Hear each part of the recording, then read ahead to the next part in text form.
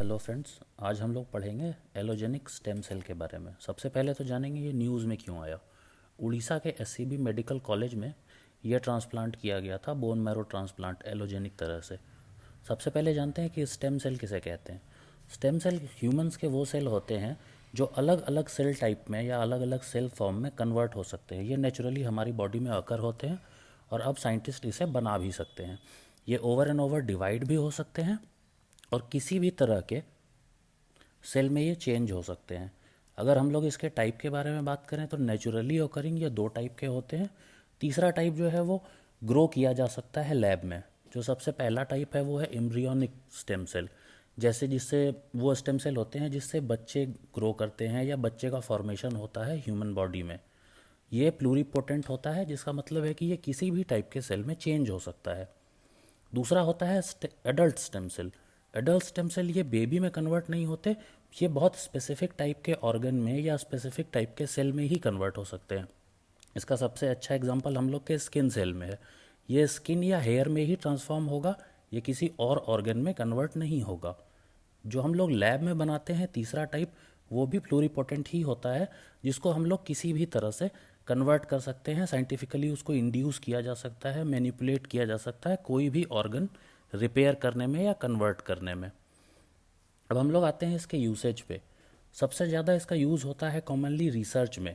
जब हम लोग स्टेम सेल बनाते हैं लैब में तो हम लोग उसकी बेसिक बायोलॉजी को समझते हैं कि वो कैसे ग्रो कर रहा है, अलग अलग डिजीज़ के टाइम में वो सेल कैसे काम करता है, कैसे ख़राब होता है, कैसे उसका इम्यून रिस्पॉन्स आता है।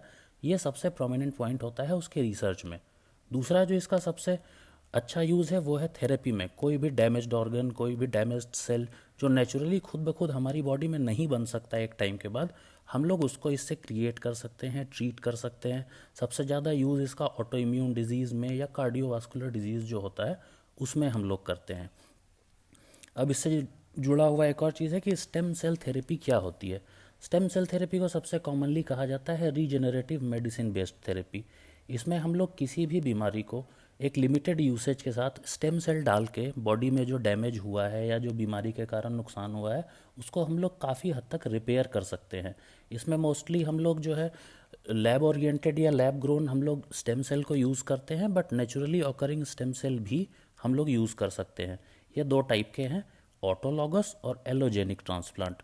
ऑटोलॉगस ट्रांसप्लांट में हम लोग पेशेंट का ही स्टेम सेल यूज़ करके किसी बीमारी को ट्रीट करते हैं। और जो एलोजेनिक प्रोसीजर है जिसके बारे में भी न्यूज़ हमने पढ़ी, वो होता है किसी डोनर से लिया हुआ या किसी और से लिया हुआ स्टेम सेल। जब उससे हम लोग किसी को ट्रीट करते हैं तो उसे कहते हैं एलोजेनिक प्रोसीजर। अब इसमें कुछ कुछ चैलेंजेस भी आते हैं स्टेम सेल टेक्नोलॉजी में। एक तो है सबसे पहला सेफ्टी ऑफ पेशेंट। जैसा कि हम लोग जानते हैं कि हम लोग का इम्यून सिस्टम बहुत एडवांस होता है, ये किसी भी फॉरेन पार्टिकल को रिजेक्ट करने के लिए सबसे पहले जाता है। तो अगर हम लोग किसी और की बॉडी का स्टेम सेल लेते हैं या लैब में ग्रो किया हुआ स्टेम सेल अपनी बॉडी में लेते हैं हम लोग, तो हम लोग का बॉडी उसको रिजेक्ट करना शुरू कर देता है। ये सबसे बड़ी प्रॉब्लम होती है। तो कई बार पेशेंट्स की तबीयत और ज़्यादा बिगड़ सकती है, इसके चांसेस पूरे होते हैं। तो इस बात का ध्यान सबसे ज़्यादा रखा जाता है। दूसरी प्रॉब्लम एक आती है जो थोड़ी एथिकल कंसर्न है, क्योंकि अगर हम किसी ह्यूमन एम्ब्रियो के स्टेम सेल को यूज़ कर रहे हैं तो ह्यूमन एम्ब्रियो को डेवलप करना एक सर्टेन एज के बाद इलीगल है। तो हम लोग उसको बना के फिर हम लोगों को उसको डिस्ट्रॉय करना पड़ता है ह्यूमन एम्ब्रियो को। तो ये थोड़ा एथिकल कंसर्न है जो बहुत लोगों को अच्छा नहीं लगता या कहते हैं कि सूटेबल भी नहीं है। तीसरा जो एक है उसका लिमिटेशन है कि हमारे पास अभी टेक्नोलॉजी इतनी अच्छी नहीं है कि हम इसको लार्ज नंबर में बना सकें और नंबर ऑफ़ पेशेंट्स को एक साथ ठीक कर सकें या नंबर ऑफ़ बीमारियों के लिए अलग अलग टाइप के स्टेम सेल को क्विकली ग्रो कर सकें। तो ये दो तीन लिमिटेशंस हैं और चैलेंजेस हैं स्टेम सेल थेरेपी में। तो इससे बचने का क्या क्या तरीका है या इसको हम लोग और बेटर कैसे कर सकते हैं।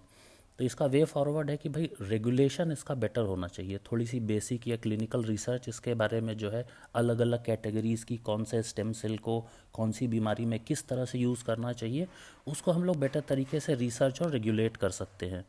दूसरी चीज़ है कि कंसेंट होना चाहिए ट्रायल के लिए। जो भी पार्टिसिपेंट हैं या जो भी डोनर आते हैं या जो पेशेंट आते हैं जिनको हम लोग स्टेम सेल थेरेपी से ठीक करने वाले हैं या जिनसे हम लोग लेने वाले हैं स्टेम सेल, उनको इसके रिस्क के बारे में, इसके फ़ायदे के बारे में, ये सारी चीज़ें उनको पहले से पता होनी चाहिए। पूरी तरह से उनको ये जानकारी दी जानी चाहिए।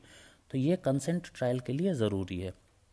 तीसरी चीज़ है scientific consideration, proper scientific study के साथ, रिसर्च के साथ सारी चीज़ें कि हमारी बॉडी इम्यून रिस्पॉन्स कैसा देगी, स्टेम सेल का डेरिवेशन कैसा होगा, कौन कौन से डिजीज़ पे इफ़ेक्टिव होगा, ह्यूमन एप्लीकेशन इसका कितना अच्छा हो सकता है या कितना रिस्की हो सकता है, ये सारी चीज़ें हमें कंसीडर करनी चाहिए।